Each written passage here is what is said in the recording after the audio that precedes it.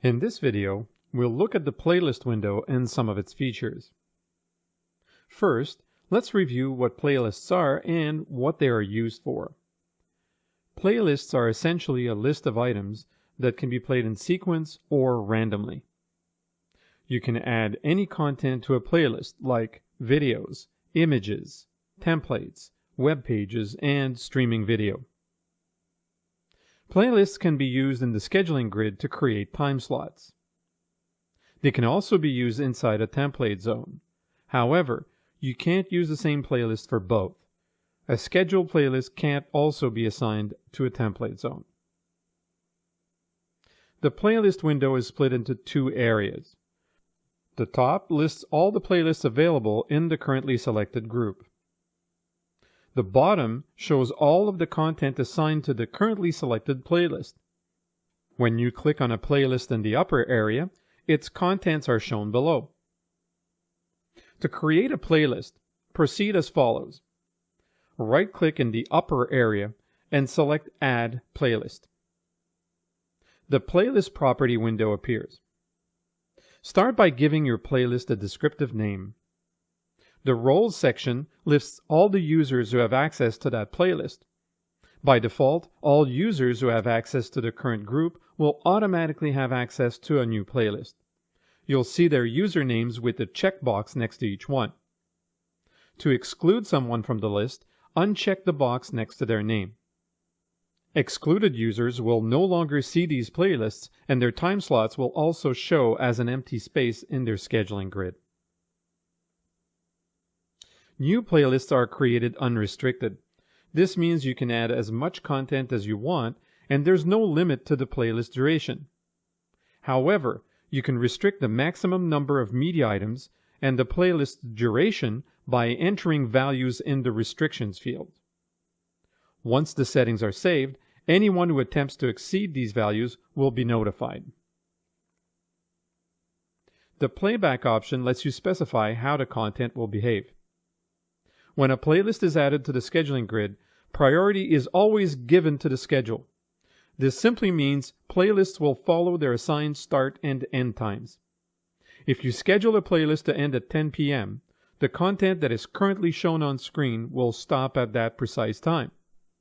If you want to make sure your content always plays from beginning to end, you must give priority to the media. When this option is selected, the media currently playing when the playlist's time slot ends will continue to play until it reaches the end. The content won't be cut off at the scheduled end time. The mute audio option lets you turn off the sound for an entire playlist. By default, the playlist respects the order in which the content is organized. Shuffle play lets you randomize your content playback. Remember, these steps are all optional. If you're fine with the default settings, simply name your playlist and you're ready to go. Now, before we go further, it's important to understand how groups and subgroups work. The top level, also called the root, is where you would store content and playlists that you want to share with everyone. The lowest level is where your players are assigned. Content and playlists stored in the bottom levels are deemed to be local, meaning they can only be shown on those players. Playlists created in upper levels are considered global, meaning that they can be used in any subgroup below those levels. These playlists are identified by their abbreviated name, which indicates the level where they're stored. In this example, the symbol points to a playlist stored at the training level. Remember that playlists created in levels with players are considered local. Local playlists can only be used within their own group. When creating a playlist, decide if it will be used in many locations or if it is specific to a single group. Be aware that you can't copy and paste playlists between levels. To populate a playlist, just drag and drop content from the library. You can drag content from the current level, but if you have access to levels above, you can also drag those items into your playlist. You can drag items from the current level or from a level above. However, you can't drag a lower level item into an upper level playlist. At any time, you can reorder the playlist content or enable the shuffle option to play the content randomly. To add multiple items at a time, hold down the Control key as you select each item in the library. When you get to the last item, drag the entire group and drop it into your playlist. You can also drag over an entire library folder to add its contents in a single step. Right-clicking playlist content will bring up additional options. You can remove the currently selected item. You can remove all the items in the playlist. And note that this removes the instance of the content in the current playlist, but it doesn't delete the content in the library. As a rule, all the players in a group will play the same program. However, there are ways to force certain players to show content that is specific to them. This is called location-specific content, and here's how it works. You upload media files or select URLs for each player. Then you add markers in your playlists. Whenever a marker is encountered, each player will display the matching content or URL it was assigned. Players can be assigned up to 25 media items or URLs. Templates can't be used as location-specific content. Only full-screen images, videos, Flash content, and URLs can be added. Here's how you assign location-specific content to a player. Double-click the player's name to open its properties. Under location-specific content, you will see two options: Upload Media and Add URL. Before you go any further, click on the number where you wish to add the new content. If you choose number 2, then you will need to add a number 2 marker in your playlist to play this content. If other players have different content assigned to number 2, they will play that content instead. If a player in the group has no content assigned to that slot, it will skip the marker and move on to the next item in the playlist. To add a media file, click Upload Media to select a new file to add. Select the media and click Open, then click Upload to send the file to the server. If you change your mind, click the X under Remove.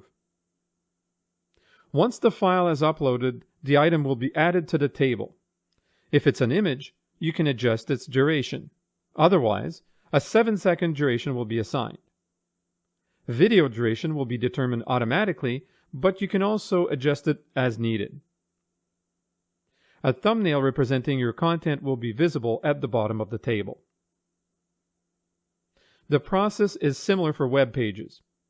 You select Add URL and then type in a descriptive name and the full URL you want to show.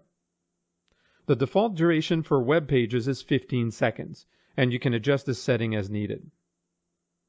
A thumbnail of the web URL will be created automatically. Next, you must add the location-specific content markers into your playlist.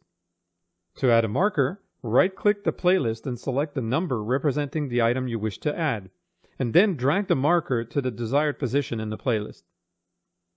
Each time this marker is encountered in the playlist, players will look at their own location-specific content table and play the content that corresponds with that number. If a player has no content assigned to the marker, it will skip it and move on to the next item in the playlist. When you select a playlist in the upper section, you'll notice additional information in the header area. The playlist name, the playlist duration, the number of items in the playlist. The content view is the default option. It's indicated by the gray button. In this mode, you will see thumbnails for all the content and templates assigned to the playlist. Clicking on ticker will switch to the alternate view.